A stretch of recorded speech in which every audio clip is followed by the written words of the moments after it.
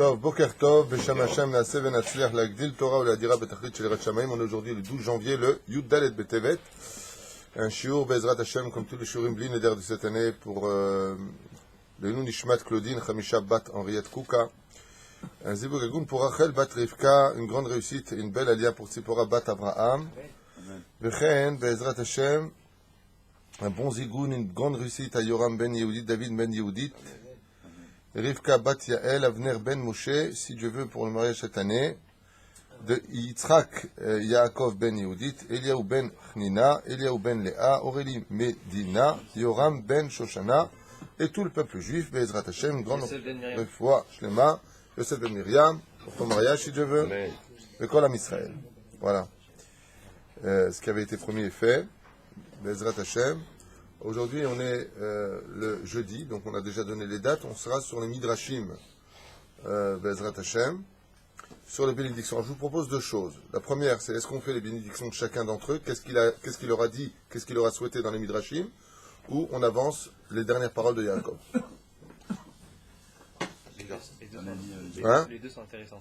Les deux sont intéressants. Alors on va essayer de faire ça en Kitsour. Alors on va commencer par les brachot, Bezrat Hashem de Yaakov, selon le Midrash Reuven. Lifnei Aviv, quand Reuven arrive devant son père, il lui dit Reuven beni bechori ata, tu es né mon premier-né. Makir yodea ani et libecha yachar, et je sais combien ton cœur est pur et droit. Mea shaita yelet shamata bekoli, et il lui donne déjà un compliment qui est un compliment de haut niveau pour notre génération, puisque Yaakov dit à Reuven, son fils aîné, et lui dit car depuis déjà petit, tu m'écoutais sans dire un mot.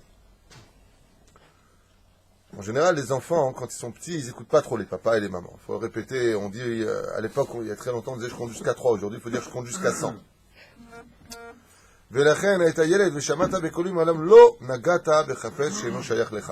Il commence déjà à lui faire des allusions en lui disant, et tu n'as jamais touché une chose, tu n'as jamais eu à faire, ou tu n'as jamais touché une chose qui ne soit pas à toi. Pourquoi il lui dit ça? Pourquoi il lui dit ça, tu n'as jamais touché une chose qui n'était pas à toi? En quoi ça fait du quelqu'un de... Heureusement qu'il n'a pas fait ça. Pourquoi il toucherait quelque chose qui n'est pas à lui? Pourquoi est-ce que Yaakov a besoin de dire à Reuven, et tu n'as jamais touché quelque chose qui n'était pas à toi? Donc je vois que vous ne réagissez pas. La réponse est simple, c'est qu'il a déplacé quelque chose qui n'était pas à lui, la couche de son père. Donc voilà, il y a une allusion qui est faite ici, disant, ah bah oui, sinon quel intérêt de lui dire une chose pareille? C'est comme si qu'il dit à son fils, t'as jamais volé. Ben, heureusement que t'as jamais volé. La chen chashti, chashavti sheyitzu mimcha kohanim leloke Israël. Et c'est pour cela qu'étant donné que tu n'as jamais pris une chose qui n'était pas à toi, j'étais certain, Baruch Haba Tzadik, j'étais certain que de toi viendrait une grande descendance de Kohanim. Il y a un rapport ici à Douk entre la Keuna et le fait de ne pas prendre ce qui ne nous appartient pas. C'est pour ça que quand il s'agissait de Kohen au Beth Amikdash, on leur apportait tout ce dont ils avaient besoin. Parce qu'un Kohen qui vole, il n'est plus digne d'être un Kohen. Et c'est ce qu'il lui dit ici. Comme tu n'as jamais pris quelque chose qui n'était pas à toi, j'étais certain que de toi viendrait la Keuna. Rasra, tu entends une chose pareille, j'étais sûr que j'allais tout liguer à toi. Et alors, eh ben, ce ne sera pas à toi. Aval acharesh hatata. Et maintenant que tu as fauté, et pour une faute, aussi légère soit-elle à nos yeux, à leur niveau à eux, tout a été remis en question. Vous savez pourquoi? Parce qu'il a inversé le céder des tribus. Alors il va tout perdre, lui-même. Il perd la Bechora, et il perd la Malchut. Il devait être le roi de ses frères, et il n'est plus le roi de ses frères. Ce sont durs les décrets dans le ciel. Achicha Yosef yekabel et Bechora. Et c'est ton frère Yosef qui recevra la Bechora, c'est-à-dire le droit d'aînesse. Lévi, lui, recevra la Keuna. Et Yehuda, lui, sera le roi. Moi, j'aurais été Reuven, je lui dis, je dérange quelqu'un là? Moi, je suis quoi? Il lui a dit, tu seras une tribu. Tu as tout perdu. Tout ça pour une seule faute. Une seule faute. Et je voudrais vous dire quelque chose. Mardi, Baruch Hashem, il y avait beaucoup de monde au cours de mardi soir à Tetvav. On a fait un cours qui s'appelle le sentiment et la sensibilité. Je vous conseille vivement de voir ce cours au moins 3 à 4 fois de suite.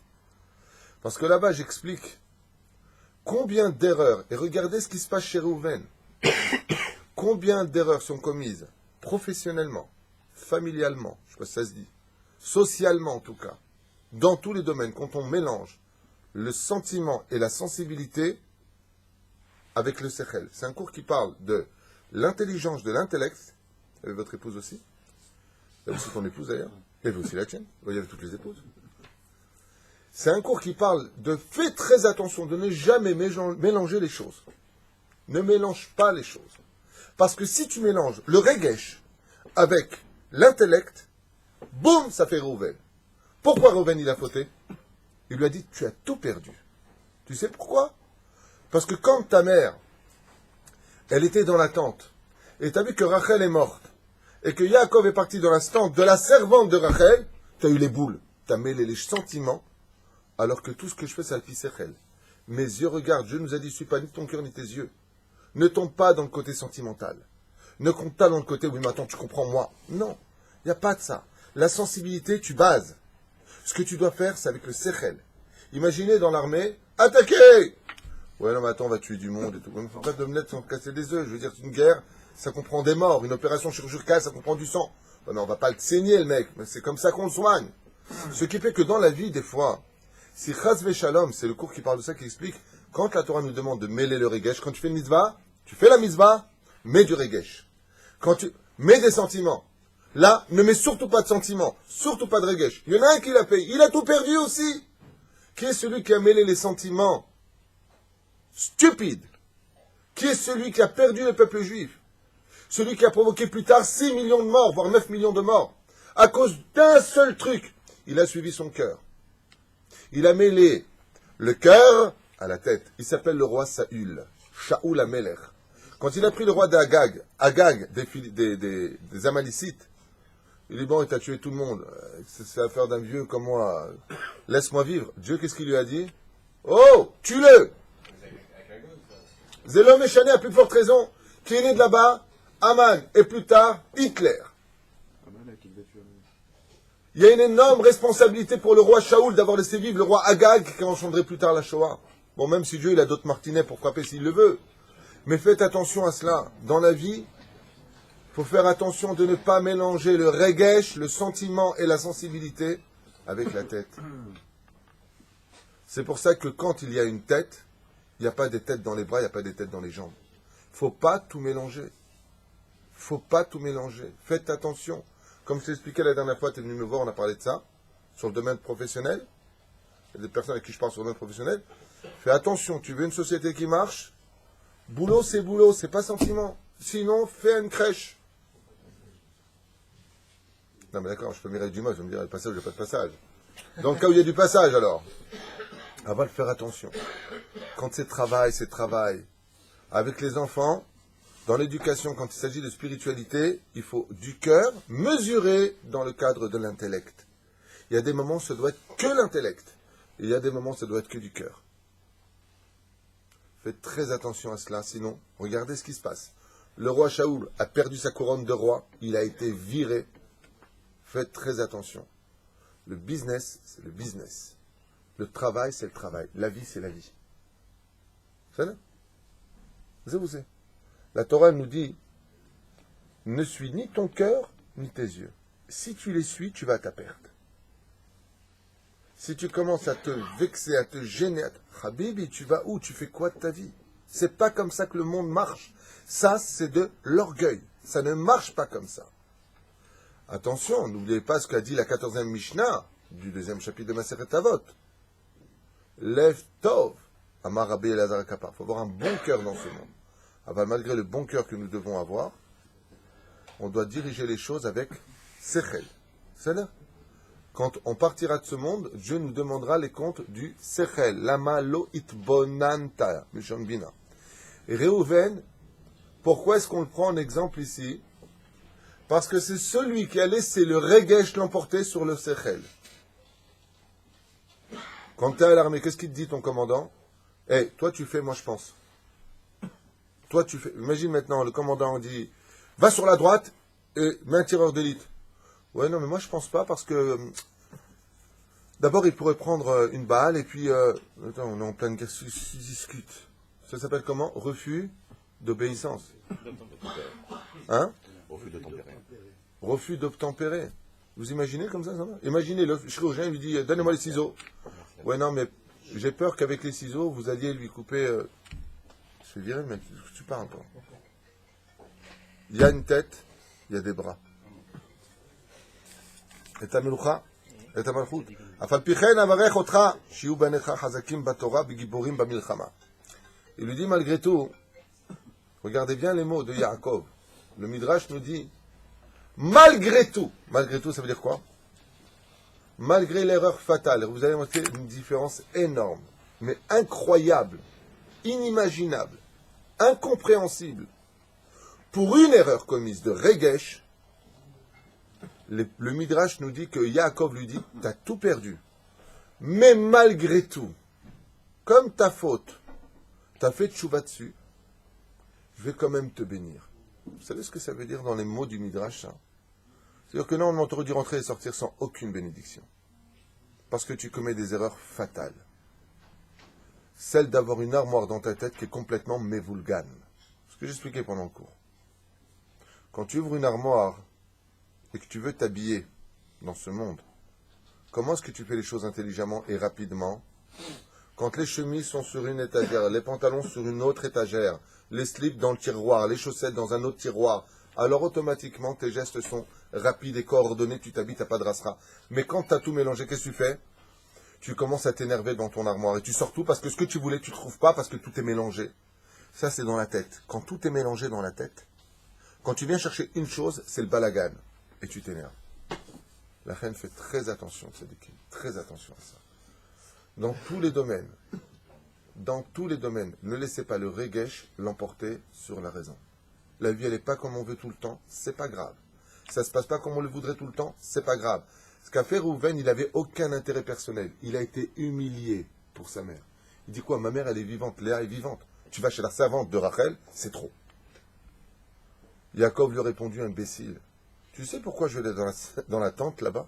Parce que moi où je vais, c'est par rapport à mes yeux, ce que eux ils voient, mon sechel ils voient. Là où la shrina se pose sur les 4 tentes, ça veut dire que ça m'a dit où je dois aller cette nuit-là pour fonder les tribus d'Israël. Voilà pourquoi je vais ici. Voilà pourquoi je vais là-bas. Et toi, qu'est-ce que tu as vu? Au lieu de voir la lumière de servir Hachem, tu as vu le regesh. Tu as vu ton sentiment personnel. Ça lui a coûté perte de la keuna, perte de la malchut, perte de la bechora. Et le pire, c'est qu'il dit à la fin, mais malgré tout, tu as fait tchouva, alors je vais quand même te bénir. Waouh. Une faute, c'est une bombe atomique. Abota et Avinu et Tev, qu'on commet tous cette erreur. Et les 12 tribus, dans la Torah, vont tous commettre cette erreur. Quelque part, vous allez voir, dans la Parashat Vayechi, je ne sais pas si on aura le temps de le faire, parce qu'il reste que demain vendredi, et c'est un peu compliqué. Mais si vous observez bien ce que vont faire les frères, dans leur jugement, dans le texte de la Torah, vis-à-vis de Yosef, je vous fais un petit exemple comme ça, une parenthèse. Je ne sais pas faire un truc et rester dedans, donc je suis désolé, je ne m'éparpille pas, tout est réglé, mais on reste dedans, malgré tout. Quand Yaakov meurt et qu'ils enterrent Yaakov Avinu à Marat Amarpela, dans notre cher et tendre pays, enterré à Hebron, Yaakov Avinu est enterré à Hebron, pays de nos pères. Les frères viennent voir Yosef et lui disent, tu vas faire quoi maintenant pour te venger? Vous avez pris Yosef pour qui? Comment est-ce que les frères peuvent-ils demander à Yosef, qu'est-ce que tu vas faire pour te venger de nous? Ils sont fous les mecs? Réponse dans la Torah. Réponse Rashi. Réponse des commentateurs. Parce que Yosef est parti voir le trou dans lequel il avait été jeté. Comment ont compris les frères? Waouh! S'il est parti voir là où on l'a vendu, c'est qu'il est déjà en train de remonter sa rbinet et sa vengeance. Yosef leur répond, pas du tout. Si je suis parti là-bas, au lieu de me demander comment je me vengeais de vous, c'est parce que quand on a eu un miracle dans un lieu et que tu passes à côté de ce lieu, il y a une mitzvah de dire la bénédiction, Baruch ata Hashem Elokeinu melech haolam she'asani les bamakom hazeh. Je suis juste parti dire une bénédiction sur le lieu duquel j'ai été sauvé. Qu'est-ce que leur demande Yosef dit le Midrash? Arrêtez de suivre votre cœur et vos sentiments et la peur. Et... Oh, parlez. Il y a un problème, Sechel, viens parler. Laisse pas, commence pas à juger avant de poser des questions, avant de comprendre le contexte d'une chose. Vous voulez la suite? Toute la Torah est comme ça. Toute la Torah va être composée de préjugés, de sentiments, de je peux pas, je suis vexé, c'est un truc que je pourrais pas supporter, j'aime pas, je comprends pas. Mais alors viens comprendre, viens parler. Mais ne suis pas tes sentiments. Et la suite est pareille. Qu'est-ce que tu vas faire de nous? Il dit, mais pourquoi? Il dit, parce que Bétar, que papa, il le sait. Vous savez que les bénédictions ici, pourquoi les frères sont pas venus quand Yaakov... Ah, Adam. Oui, Nick. La reine, même les gens, ils m'écrivent, il n'y a plus Adam, on n'entend plus. Enfin... Je suis là. La reine, juste, je voulais te dire, Adam, t'as raté le 10 du mois. En fait. Non, si, j'ai pensé la matin. Ah, ben je t'aime bien. Non, parce qu'il y en a qui n'ont pas encore eu leur paye, donc s'il y en a qui peuvent agir, tant mieux. La reine, la notion que nous avons des frères, pourquoi ils ne sont pas venus? Ils disaient parce que toi, quand tu venais voir quand même, pas souvent, mais tu venais voir Yaakov. Bétar que Yaakov. Écoutez bien ce qu'il dit. Des fois, je l'ai pour toi aussi à Cher Jami à qui on pense à Paris, Ezrat Hashem. Et il lui a dit, écoute bien ce qu'il lui dit. La Shoméa. Il lui dit, comment t'es parti voir papa et tu lui as pas raconté comment t'es arrivé en Égypte? Yaakov, il leur a dit, pourquoi vous me parlez comme... excusez-moi, Yosef dit à ses frères, pourquoi vous me parlez comme ça? Il dit, parce que c'est impossible. Écoutez bien. J'ai lu ça hier soir. J'ai étudié ça, hier soir. Les frères ont dit à Yosef, parce que c'est impossible que tu ailles voir papa sans lui raconter comment t'es devenu l'histoire d'Égypte. Yosef leur dit, vous m'avez vu aller voir papa? Il bêtard. Tu y allais pas souvent, mais tu y allais. Il lui dit, et qu'est-ce que vous avez vu quand je rentrais dans mon carrosse? Eh ben, on t'a vu y aller. Et à chaque fois, on tremblait. Parce que si papa savait que tu lui raconterais qu'on t'a vendu, il ne nous bénirait pas aujourd'hui.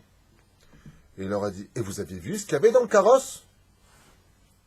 Les frères ont répondu, non. Eh bien, si vous avez vu, vous aurez constaté que j'allais toujours avec mes amis, mes ministres, et que je ne suis jamais parti voir papa une seule fois seul. Et Yehuda lui a dit, pourquoi? Il a répondu, comme ça, papa n'aurait jamais pu me poser la question devant tout le monde. Je vous ai protégé pendant ces 17 années où papa était là. Ils l'ont tous demandé une fois de plus pardon. Ces erreurs, dit le Midrash, c'est ce qu'on commet tous.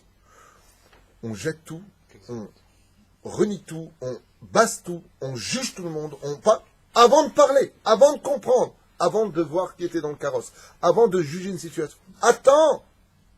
Réhouven, c'est le premier personnage où il lui dit, t'as suivi tes sentiments. T'as même pas compris que moi, qu'est-ce que j'en ai à faire, que ce soit Léa, que ce soit Rachel, que ce soit Bila ou que ce soit Zilpa. À mon niveau, à moi, il lui a dit Yaakov, ma tête, elle est complètement dans la Torah. Tu crois que j'ai voulu faire du mal à Léa, ta mère? Moi, lui a dit Yaakov, je suis prêt à tout perdre, rien que pour ne jamais faire de mal à personne. Quand t'es venu mon frère avec toute la force que j'avais en lui, tu veux me faire du mal, fais-moi du mal. Moi, je sais pas faire de mal. Moi, je sais pas faire de mal. Parce qu'en ayant jugé son père de cette façon-là, en déplaçant la couche, il a jugé son père en disant, papa, t'exagères. Il lui a dit, tu crois que j'exagère? Moi, tout ce que je fais, c'est Alpi Halakha, c'est Alpi Torah, c'est Alpi Sechel. C'est selon ce qui a marqué dans la Torah. Et la Torah, comme le Shulchan Aruch, elle est carrée, elle. Arba Amot Shel Halakha. C'est un carré. D'ailleurs, vous-même, vous le dites avec vos enfants. Quand tu dis à ton fils, bon, allez, va dormir, qu'est-ce qu'il te répond en général? Je suis pas fatigué. T'as remarqué ou pas? Et toi, qu'est-ce que tu lui dis? Ouais, mais en tout cas, demain matin, tu vas pas te lever à la prière. D'accord? Ouais, ce que je dis pour lui, c'est pas pour toi. C'est vrai ou c'est faux? Et à la fin, qu'est-ce que tu lui dis avec un coup de nerf? Mais arrête de discuter, fais ce que je te dis. C'est exactement ce dont on parle. Arrête de discuter, je sais ce que je dis. Tu me prends pour un idiot? Mais papa, ben mec, je suis pas fatigué. C'est ma vie. Non, c'est pas ta vie. C'est pas encore ta vie. Quand tu as besoin de papa, il est là. D'accord? Alors écoute-le. Et tu sais quel est le plus beau cadeau qu'on puisse faire à son père? C'est d'annuler ses sentiments face à la raison. Papa a dû être couché. Ok papa, je pense qu'il a raison, je lui fais confiance. Comment il est le père quand le fils il dit ça? On a une dor aliéna, viens près de moi, viens. On fait la teuf ce soir. Pourquoi? Parce que tu as annulé le sentiment. Rabotai Takshivu Yaakov. Il vient et il dit, malgré tout, Yamma, maman, il lui a dit, malgré tout, je vais te bénir. Moi, j'aurais été Réhouven, un truc pareil, la vérité, j'aurais pas supporté, je serais sorti. Laisse tomber la bracha, je m'en vais. Quelle honte. Oh. Et en plus, tu me dis, attends, je te donne de la monnaie, malgré tout, je vais te bénir. Vous savez pourquoi il fait ça, Yaakov? Alors je vous apprendrai à étudier le Midrash. Il remet Réhouven à l'épreuve. Malgré tout, je vais te faire une bracha. Allez, je te fais une tova. Tout de suite, qu'est-ce qui monte? Le sentiment ou le sechel? Le sentiment. Réhouven, ne bouge pas. Il dit, ok, j'ai compris, pas de sentiment. Toda, je fais tchouva. Je suis prêt à prendre de la monnaie. Alors il lui dit, t'inquiète pas, tu seras une des plus grandes tribus, tu auras le plus d'oseille, le plus grand mikné, c'est celui qui a le plus de troupeaux, c'est Réhouven. Ton armée sera puissante, tes enfants seront tous dans la Torah. Il a tout gagné. Pourquoi? Reprenons le Midrash au niveau du Iyun maintenant. Vous allez comprendre comment étudier le Midrash Ishtabar Shemon Lahad. La Torah nous parle aussi de 3 couronnes. Il y a celui qui est roi, Yehuda. Keter Malchut. Il y a celui qui est Kohen, Keter Keuna. Ouais. Mais il y a Keter Torah, qui n'est pas un héritage. Le Keter Shem Tov Ole Al-Gabeen. Le fait d'avoir un bon nom et d'avoir la couronne de la Torah est supérieur à toutes les autres. Il lui dit, oh, maintenant je te remets à l'épreuve. Maintenant je te remets à l'épreuve. Maintenant je vais voir. Allez, malgré tout, je vais faire une bracha. Mazé, malgré tout. Tu dis ça à un Tunisien, tu te prends la table sur la tête. Mazé, malgré tout, je vais te faire une bracha. Tu veux pas me la faire, papa, tu me la fais pas. Toi, tu crois que j'ai besoin de ta tzedaka? Yaakov, il remet Réhouven à l'épreuve. Tu sais ce qui t'a fait tomber? T'as laissé tes sentiments et ta sensibilité, ton regesh l'emporter. Ça ne veut pas dire qu'on doit être des robots, hein. Ça veut dire qu'on ne doit pas être des pierres. On ne doit pas avoir un cœur de pierre. Il faut avoir un cœur de chair, mais savoir quand est-ce qu'on doit aller chercher les réponses dans sa tête et quand est-ce qu'on doit aller chercher les réponses dans son cœur. C'est le cours de mardi soir. Il y a des moments quand on va réagir, on doit savoir à quelle adresse aller. Si tu ne vas pas à la bonne adresse, tu vas chercher la réponse dans ton cœur, ça mène à une catastrophe. Si tu vas chercher dans la tête, c'est la bonne réponse. Des moments où tu vas chercher dans la tête, c'était pas la bonne adresse, il faut aller chercher dans le cœur. Où aller? C'est toute l'histoire de Réhouven. Il n'a pas su quel chemin prendre par rapport à son regesh. Il a pris la mauvaise direction. Quand le roi Shaoul a pris la direction de la guerre pour détruire Amalek, hommes, femmes et enfants, wow, c'est incroyable au niveau pensée, au niveau, regesh. Ouais, au niveau du cœur. Dieu lui a dit, avec Amalek, il n'y a pas de cœur. Fais ce que je te dis. C'est au-dessus de la teva, c'est un chok. Ouais. Le lait et la viande. Au niveau du cœur. Mazé méchané. Quand vous mangez un steak, une entrecôte, vous allez payer 130 shekels au restaurant. Vous n'avez pas posé la question qu'il y a un animal qui a vécu, on lui a fait la shrita, et machin. Mais c'est sechel. Bah écoute, c'est de la viande, Où est le sentiment? On ne peut pas jouer comme ça nous arrange. Faites très attention à cela. Quand tu vas faire ton shidur, Bezrat Hashem, n'y va pas avec des sentiments et un cœur. Vas-y avec le sechel. Qui es-tu? Que recherches-tu? Qui est-elle? Que recherche-t-elle? Perds pas ton temps. Après le mariage, commence à ouvrir les sentiments. Parce que si l'amour rend aveugle, le mariage rend la vie. Juste 4 phrases d'un midrash. Je voulais faire les 12 tribus en brachot, mais pour nous réveiller un tout petit peu. Afal pichen avarech otcha. Il revient encore. Il revient. Bon, allez. Malgré tout, Afal pichen. Avarech otcha veyu banecha hazakim batorah. Giborim bamilchama. Regardez quand même la bénédiction, c'est incroyable de Yaakov. Il ne bénit pas Yaakov que dans le domaine d'être un homme de Torah. Il bénit aussi dans le domaine d'être un homme qui soit fort. Un homme qui soit puissant. Il y a un Kiddush Hashem qu'on oublie un petit peu. Bon, je dis ça en mon nom, je vous dis la vérité, je ne l'ai pas encore lu, mais c'est ce que je pense aussi. C'est un Kiddush Hashem de voir des gens pieux, bien foutus. Ce que je viens de dire, ça va faire rire beaucoup de gens, certainement. Mais je trouve ça bien de voir quand tu vois une personne qui est religieuse, qui représente la Torah, qui est bien habillée, qui est propre, pas qui déborde de partout, pas que la barbe sale. Ça, tu vois une personne, elle est propre, elle parle bien. C'est Gam qui douche Hachem. Il lui dit, dans la spiritualité et dans la matérialité.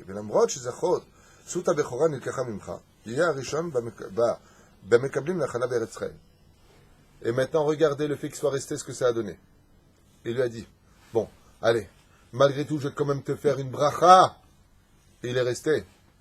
Comme il est resté, Yaakov lui dit, bon, sache que de toutes les 12 tribus, même si tu as tout perdu, tu vas tout récupérer en une seule seconde. Qu'est-ce qu'il y a? Il lui dit, tu seras le premier des 12 tribus à recevoir ton territoire plus large que les autres. Waouh. Waouh. Et il dit, bon, tu as perdu la Lévia, mais c'est pas grave. Pourquoi c'est pas grave? Parce que ta ville, à toi, ton territoire servira de ville de refuge. Les Lévi'im iront là-bas aussi. Waouh. Waouh. À Kolba. À Kolba. Tout revient. Arisham Priat Are Amiklat Be'admon Hashvatim. Tu seras la première mitzvah des villes de refuge. Ce sera toi. Reuven, il commence à ressourire. Bémet? Quel? Il lui a dit, parce que j'ai besoin de toi, là où tu seras. Et dans le livre de Divrei Hayamim, tu récupères à ta tête de premier-né des enfants d'Israël. Dans le livre de Divrei Hayamim, la première tribu, c'est qui? Divrei Hayamim, c'est l'histoire de notre peuple qui se recompose là-bas. C'est Réhouven qui est le premier. Et il lui dit dans le livre, en Tototam, dans les titres, on te retrouvera toujours en premier, Réhouven. Réhouven, il baisse la tête. Il est saméar. Artia Shevet Arishon Ve'elech la Galout. Mais pour faire la capara de ta faute, toi qui as déplacé la couche, tu seras aussi la première tribu à partir en Galout. Sheipaga Ad Arive Bechurban Bet Hamikdash. Et cela arrivera à la perte du premier temple. Shamar Reuven Divrei Aviv, Orid Rosho Ve'yatza Mechadar Aviv, Shu Atzuv. De tout ce qu'a dit son père, quand il a entendu que malgré tout ce sera le premier à quitter le territoire d'Eretz Israël, de partir en Galout, il a baissé la tête et il est sorti triste, malgré tout. La seule façon de supporter une épreuve, c'est d'annuler et les sentiments et l'intellect. Quand tu veux subir une épreuve, tu respires une bonne fois, tu regardes devant toi et tu fais confiance à Hachem. Et Karou Shimon ve Levi, El Mitat Aviem, Aïwa, Shimon et Levi, Lishmo et Devarav. Amar lahem Yaakov, leur a dit Yaakov, Atem banai, lo itnagtem ka'alacha, sharaktem et yoshvei ha'ir Shechem. Vous avez remarqué que sur son lit de mort, Yaakov, il leur dit d'abord ce qui ne va pas. Après, il leur dira ce qui va, et leur salaire. Sheishtamashtem b'cherev na'aktem ke'esav dodechem shechay al charbo. Qu'est-ce qu'il leur reproche? D'avoir pris des épées et d'avoir utilisé l'arme des goïms. Puisqu'il est marqué pour Esav, al charbecha tichye, tu vivras par ton glaive. Alors comment toi tu peux vivre? Et tu as pris les armes. Itnagutzo enamatima le banai. Vous avez enseigné à vos enfants qu'on doit prendre les armes dans la vie. Tov. Et vous qui avez voulu tellement faire une justice, Shimon et Lévi, il lui a dit, de toi sortira un homme rachat du nom de Korach. Et cela ne me plaît pas.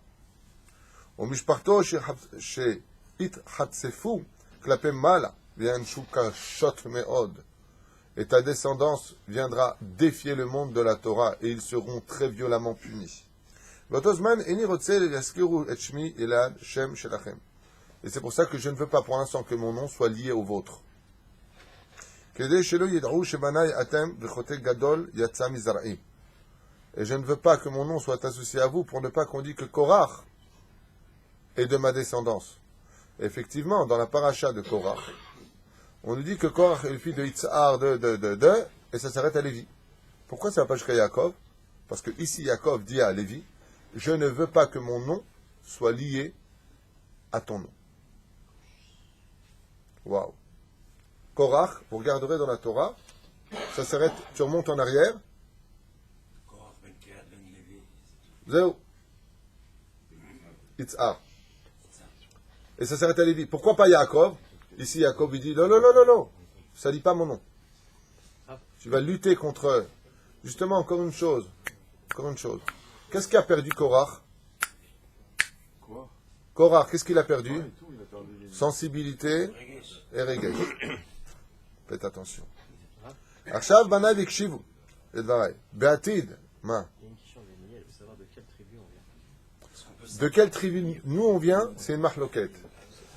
Nous, selon ce que moi j'ai étudié, ce que m'avait dit Rabbi Moshe Ederi, Selon aussi le Metsuda de David, j'en ai souvent parlé dans le livre de Yoshua bin Nun, les Sfaradim viendraient de la tribu de Yehuda et les Ashkenazim viendraient de la tribu de Binyamin. C'est ce que j'ai étudié.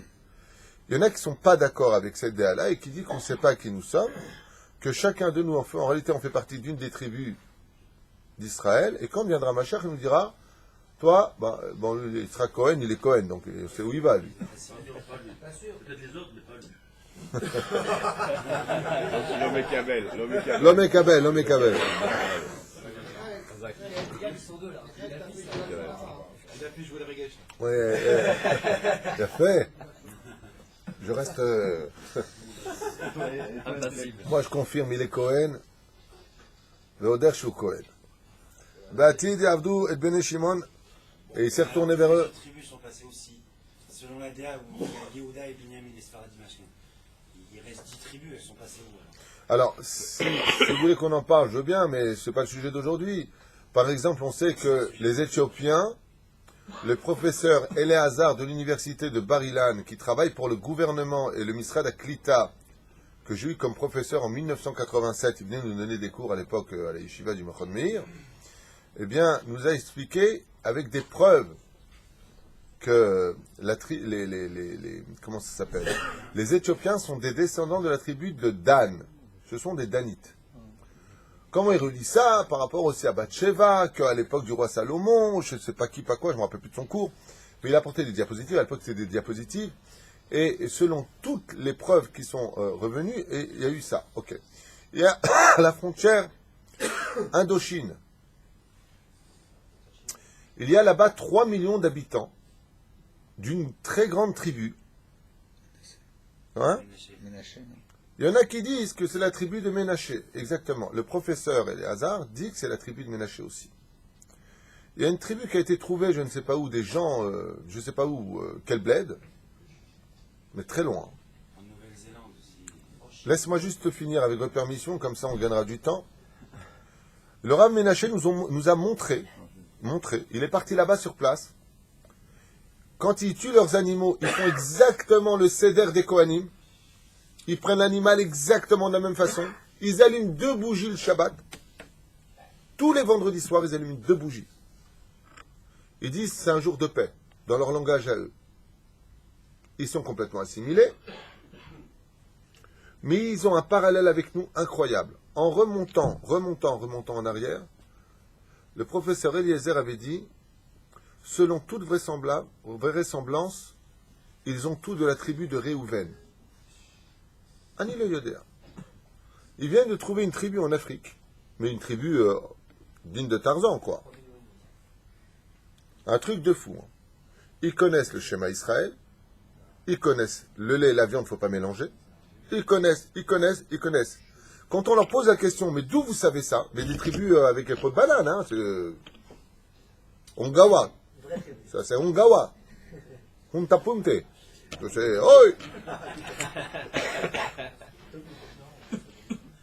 On leur pose la question et ils disent notre père nous a dit comme ça qu'il a su de son père et ce jusqu'à depuis plus de 2000 ans. Oh, incroyable. Donc, Machar, je ne sais pas. Il y en a qui disent qu'une partie des Chinois, pareil, c'est une tribu. Anilo Yoder. C'est le tafki de Machar. Mekabetz Nithe Israël. Le kibbutz Galouyot. On va être surpris, hein. On va être vachement surpris. Vous allez avoir des têtes qui vont apparaître dans notre peuple. Très bientôt. Très bientôt. Que le Melech HaMashiach, oh, c'est qui ça? Amen. Et vous allez voir qu'en réalité, c'est tous des descendants des 12 tribus de Yaakov. Ils ont été dispersés. Pour l'instant, ce qu'on saurait, la tradition, c'est qu'il n'y a que 2 tribus. Sfarad Ashkenaz, qu'on appelle tac. Et les Yéménites sont ni Sfarad ni Ashkenaz, ils sont selon le Rambam. Est-ce qu'ils sont une tribu à part entière? Il n'y a que le Mashiach qui le saura. C'est son tafkid à lui, c'est pas mon rôle à moi. Nous, ce qu'on sait, c'est qu'on doit avoir de la hardout. Que tu sois Ashkenaz, que tu sois Sfarad, que tu sois Yéménite, que tu sois Éthiopien, t'es juif, t'appartiens à ma famille, on a le devoir d'avancer ensemble. Voilà. Zaïka. Cette génération française, de qui plus est, qui est venue encore avec... bon, nous ne sommes que les fils de nos parents. Je veux dire par là que la notion de Tunisien, Algérien, Marocain, d'où la provenance de nos parents, est encore probante dans notre pays, en Israël. T'es quoi, toi? T'es Tunisien, synagogue marocain? Aval, je pense que nos enfants et petits-enfants auront passé ce cap terrible, presque, je dirais, raciste à un certain degré, ou voire rempli de la chonera les uns sur les autres. Je pense que nos enfants ou petits-enfants auront oublié plusieurs choses. Canal+, l'équipe, Tunisien, Marocain, Algérien. Je pense que ça partira. Je pense que ça finira par partir, et qu'on aura enfin, comme disait souvent Manitou, il serait temps d'enterrer ces notions pour faire naître le peuple hébreu. Ce n'est pas un juif qui revient sur sa terre, c'est un hébreu qui renaît de sa terre. C'est pour ça qu'on appelle le pays des Hébreux. Israël, c'est le pays des Hébreux. En français, ou en hébreu d'ailleurs, le langage représente le pays. Et quand on dit je parle le juif. Le juif, ça peut être du latino, je sais pas quoi, ça peut être du yiddish, ça peut être par le juif, ça peut être de l'hébreu. Aval, le langage de notre peuple, c'est l'hébreu. Donc qu'est-ce que nous sommes? Voilà. Nous sommes des Hébreux. Baruch Hashem. C'est un srout. Le premier juif de l'histoire, comment est-ce qu'il s'appelait? Abraham? À Ivry. Abraham, l'hébreu. Voilà notre source. Adam, qui est à côté de moi à droite, l'hébreu. Abraham, l'hébreu. Le Baal Péor, il a dit à Shimon, et toi Shimon, le Rasra, mon Dieu, il rentre pour se faire bénir. Il lui dit, de toi va venir Korach. Il regarde Shimon, de toi, qu'est-ce qu'il lui dit? Il lui dit, de toi va venir Baal Péor. C'est toi qui vas instaurer le Baal Péor.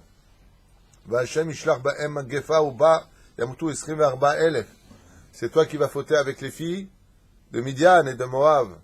C'est toi avec Cosbi Batsour de la tribu de Shimon. Et 24 000 hommes mourront par ta faute. Il lui a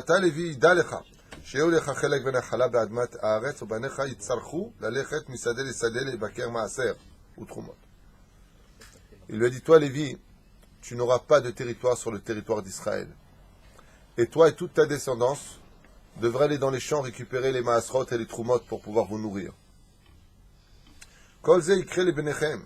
Kol ze, tout cela appartiendra à votre descendance. Kedei shetidrau akamas noa milchama ushpichut adamim al Hashem. Et tout ça, pourquoi il leur dit? Que vous appreniez la prochaine fois. C'est incroyable, je n'ai pas fait exprès dans ce cours Bémet. Parce que vous avez laissé vos sentiments l'emporter sur la raison. Leur dit Yaakov. Quoi, notre sœur, comme ça? Pourquoi vous êtes excité? Pourquoi vous n'avez pas fait attention à la façon de faire les choses? Pourquoi vous avez provoqué une guerre? Vous croyez que moi j'avais besoin de la guerre? Vous ne savez pas que la force du peuple juif, c'est une seule parole, on aurait pu tout détruire? Incroyable. N'oubliez jamais que nous ne sommes pas comme les goïms. Nous ne sommes pas comme les nations du monde. Dans ce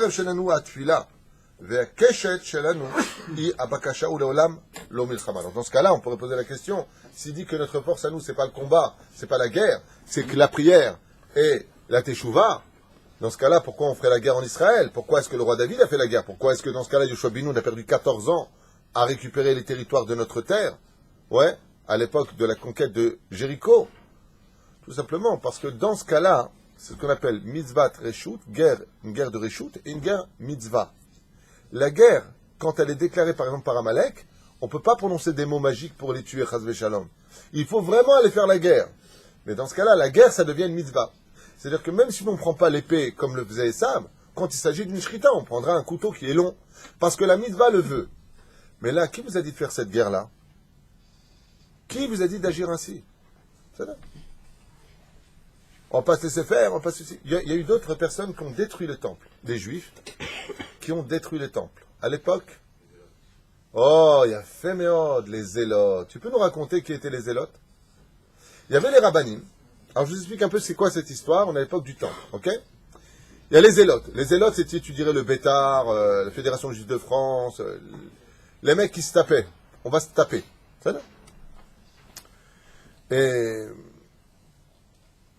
pour pouvoir provoquer la guerre, les Juifs possédaient énormément de marsanim, c'est-à-dire de lieux, de blé, d'eau, de fruits. Ils avaient tout ce qu'il fallait. Ils avaient tout ce qu'il fallait. Quand il y a eu le Matzor, en français, le siège, les Zélotes, eux, ont dit, aux Ziva, on va se les péter à ceux-là, là. On va pas se laisser faire. Les rabbanim ont dit, Comme Yaakov. Écoutez bien, c'est bizarre. Hein. Ce que je vous dis, vous le trouverez dans la Gemara, vous le trouverez dans le Midrashim, vous le trouverez dans tous les livres. Les zélotes. Ils ont dit, mais non, religieux, Yeshiva, à quoi ça sert votre truc parasite? Ce qu'on va faire, nous, c'est on va se taper. On est une armée. On va se battre. Les rabbinim de cette époque ont dit, pas du tout. Pourquoi? On a trop d'avérotes pour l'instant. C'est pas le moment de sortir en guerre. C'est pas qu'on veut pas sortir en guerre. C'est qu'il y a trop de gens qui sont pas chômeurs Shabbat maintenant. Faut pas le faire. Ouais, comme si c'est le Shabbat qui va nous sauver. Ouais. Allez.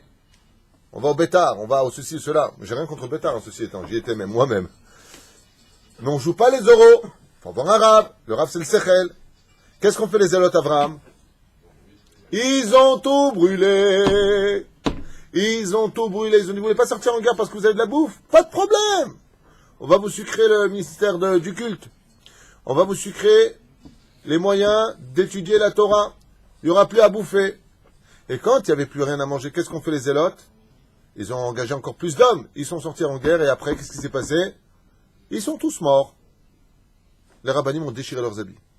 Ça veut dire que c'était pas un moment de guerre. Les rabbinim disent, on veut bien sortir en guerre, mais souvent on a trop d'avérotes. Pas le moment. D'abord, venez, on se renforce. Venez, on remplit les bâtiments midrashot. Venez, on se prépare d'abord, nous, en tant que peuple juif. D'abord qu'il y ait beaucoup de Torah, et après on sort en guerre. Mais quel rapport? Mais t'es fou, on a des missiles, on a des armes, on peut se débrouiller, on n'a pas besoin. Ça me rappelle un peu l'histoire de notre peuple. Du jour où on se les ramenait en disant 1985-86, Israël n'a plus rien à craindre, nous sommes armés comme il le faut. C'est des enfants avec des cailloux qui nous ont donné une leçon. Qu'est-ce que vous dites? Et avec ces cailloux, ils ont pris tous nos territoires. Des enfants avec des cailloux. Du jour où on a dit, on est des lions, plus personne ne peut nous vaincre. Dieu leur a dit, vous vous comportez comme des goïms. Alors c'est des petits enfants avec des cailloux qui vont vous donner une leçon. Mais non. L'antifada. C'est pas une blague, hein, ce que je dis. C'est pas une politique. Hein. Regardez ce que je dis. Tout ce que je dis, il n'y a pas besoin des mounas. C'est prouvé noir sur blanc. Conseil d'ailleurs donné à l'époque par Mapai.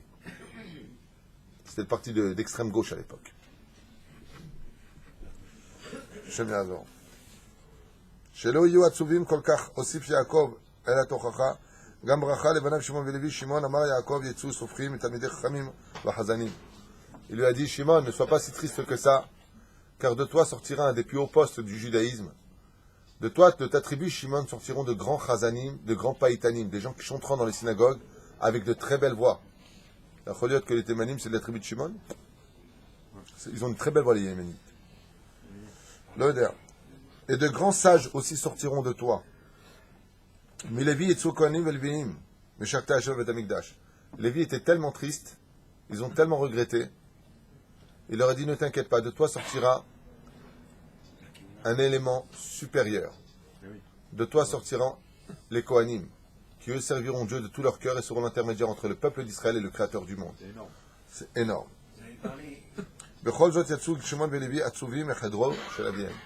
Malgré tout, ils sont sortis tristes et déçus d'eux-mêmes d'avoir été Rikshi Yoter Midai. Birkat Yaakov le Yehuda, la bénédiction de Yaakov et Yehuda, je vois l'heure et je vous dis si on l'a fait ou pas. On se donne 5 minutes. Et il y a aussi la finalité de Machar. Non, il va pas divulguer.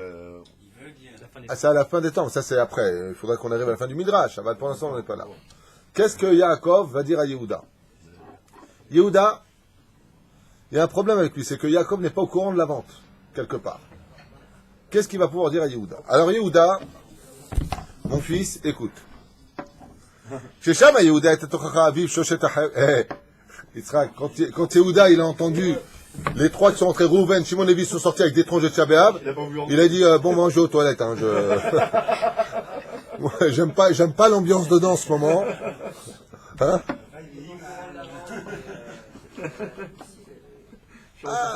Dieu a participé. Alors, Eric dit quelque chose de très intelligent.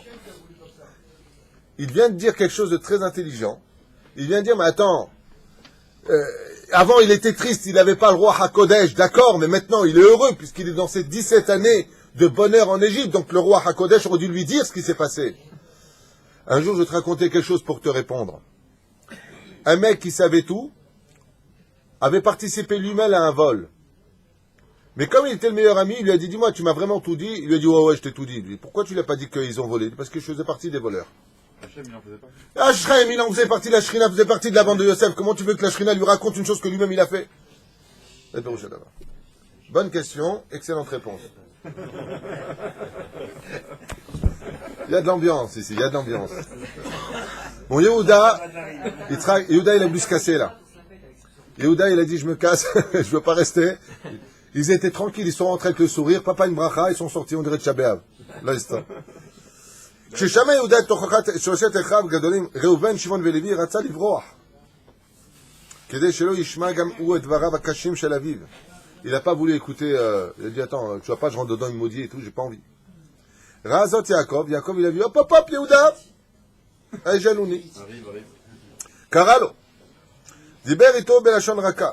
וואו. Et à lui, il lui a parlé avec beaucoup de respect, particulièrement. וכך אמר לו. Et il lui a dit quoi? Et je finirai avec ça pour aujourd'hui. Qu'est-ce qu'a dit Yehuda à Yaakov? Vous le saurez dans le prochain épisode. Ata Yehuda, non je plaisante.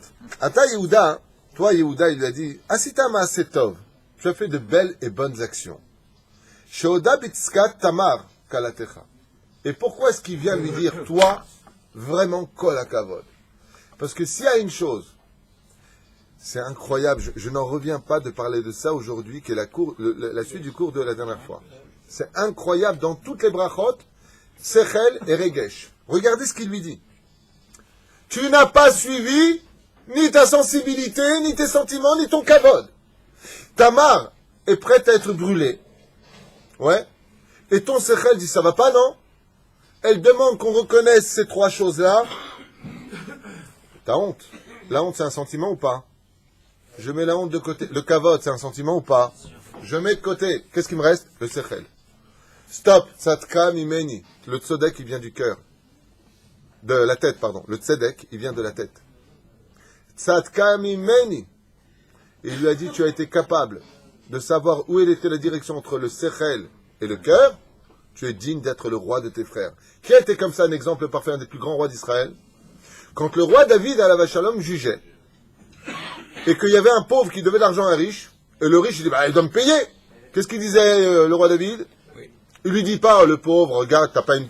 Toi, t'es bourré d'oseille, lui, il a pas une thune, sois gentil, annule-lui la dette. Pas du tout. Il lui disait, Habibi, tu lui dois cet argent. C'est le Sechel. Quand il descendait de son trône de juge, il voyait des miskines, comment tu vas faire? Il dit, je sais pas. La vérité, dans 1 heure, il y a l'audience. C'est, je sais pas, où je vais me vendre en esclave, ou vendre mon enfant. Parce que c'est comme ça qu'on réglait ses dettes à l'époque. Le roi lui dit, combien tu lui dois exactement? 3 pièces d'or? Tiens, prends-les, va lui régler. Il remontait, il lui dit, alors, tu dois lui régler? Il lui règle. Vous vous rendez compte que le roi David, pourquoi il était un grand roi? Quand il était sur le trône, il n'y avait pas de Regesh, c'était le Sechel. Et quand il descendait de son trône, c'était que du Regesh, c'était pas du Sechel. C'est ça qui a fait de lui un grand roi. C'est ce qu'il lui dit, Yehuda, tu as été très fort. Tu n'as jamais suivi ton Regesh. Pourquoi tu as vendu Yosef? Parce que tu as vu en lui un rachat avec le Sechel. Tu as vu quelqu'un qui voulait être roi sur toi alors que tu savais que Mina Shamim c'était toi le roi. Tu savais. Tu as servi Hachem. Et quand tu es descendu de tes frères, et que tes frères t'ont critiqué, t'es parti faire tchouva, tu es descendu de chez tes frères. Et quand tu as vu que Tamar a tué premier fils, deuxième fils, c'est pas qu'elle les a tués, mais c'est qu'ils sont morts tous les deux. Tu as dit, hey, j'ai peur. Mais tu as réfléchi avec ton Sechel. Je t'ai pas dit non. J'ai peur. Il faut que je sois Midgaber. J'ai trop tardé, tu t'es déguisé en prostituée, je suis parti avec toi. Tu as raison, même si je suis... Vous imaginez le grand rabbin d'Israël? Il y a une prostituée qui dit que celui qui a couché avec moi reconnaisse qu'il m'a mis enceinte. Et tu vois, le grand rabbin d'Israël, c'est moi. Vous imaginez combien il faut du Sechel et pas de Regesh? Il lui a dit comme ça, grâce à sa petite Katamar Kalatecha. Puisque tu es quelqu'un qui est capable de surmonter ton orgueil, ta sensibilité, tes moi, tu es digne d'être le dirigeant de tous tes frères. Bravo.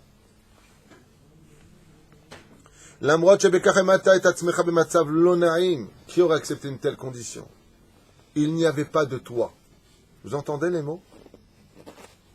Yehuda, il n'y a pas de moi. Et c'est pour cela que tout le monde s'appellera par toi. Les Hatid Lavo, on dira de tous les tribus, Yehudi de Yehuda, c'est sa bénédiction. C'est une bénédiction. Si on dit on est juif aujourd'hui, Yud, c'est la bénédiction qu'a payé Yaakov ici dans la paracha. Tout le monde s'appellera par toi. On aurait pu très bien s'appeler les Zvouli. C'est quoi ce peuple, les Zévouli? C'est la tribu de Zévouloun. Non. Yehudi.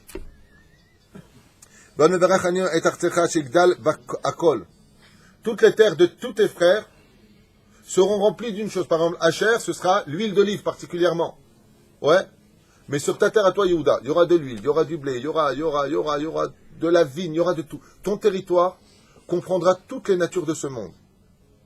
Arbe gefanim yitzume yain, arbe tson ou bakar, beaucoup de troupeaux, beaucoup d'enfants.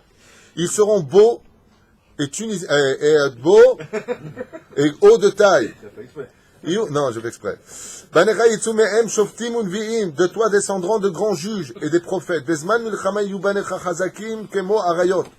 Et quand il y aura des guerres, ils se battront comme des lions. Venitzru bekalut et oiveem. Gam melech hamashiach viendra de toi, le Messie viendra de toi, vekabetz et kol am Israël be'artzot hagalut meleret Israël. Et ils viendront de toi, viendra de toi le melech hamashiach qui unira tous les enfants d'Israël sur la terre d'Israël et sera reconnu comme étant suprématie sur toutes les autres nations. Yetze mizarecha gam achicha modim lecha bene Yehuda, et tout le monde te reconnaîtra comme étant le grand frère de tous tes frères. Venitzlu b'zchutra me'esh geinam, et grâce à toi ils seront sauvés du geinam ipnei shema'anta me'em larog et Yosef l'ifnei sheishlachtem oto el abor. Et là il dit quelque chose qui demande réflexion, on n'aura pas le temps de le faire.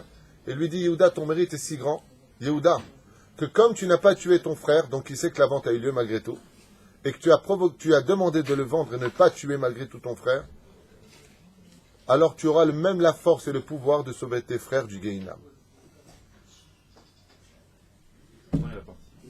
Moi j'ai une idée de quoi est-ce qu'il parle, mais je préfère ne pas en parler en vidéo. Et ne m'écrivez pas jusqu'à 3h du matin, qu'est-ce que vous vouliez dire? Je ne le dirai pas. Mais je pense qu'il y a quelque chose de très important qui est relié à des événements de pogrom qui ont ressemblé au Gehinam. Voilà ce que je pense. Il dit, lui ci, celui qui sauve du Gehinam, c'est la tribu de Asher. Si tu fais des Mishnayot dans ce monde, celui qui fait une très très grande ségoula, c'est de lire des Mishnah. Shemana Lachmo, c'est ce qu'on aurait fait plus tard. Mais là, il dit que Yehuda, il sauvera ses frères du Gehinam. Erzem Istader. Dans la Gemara de Masechet Shabbat, à la page 104 Amoudalef, on dit que c'est les enfants de Yitzhak qui vont pas au Gehinam.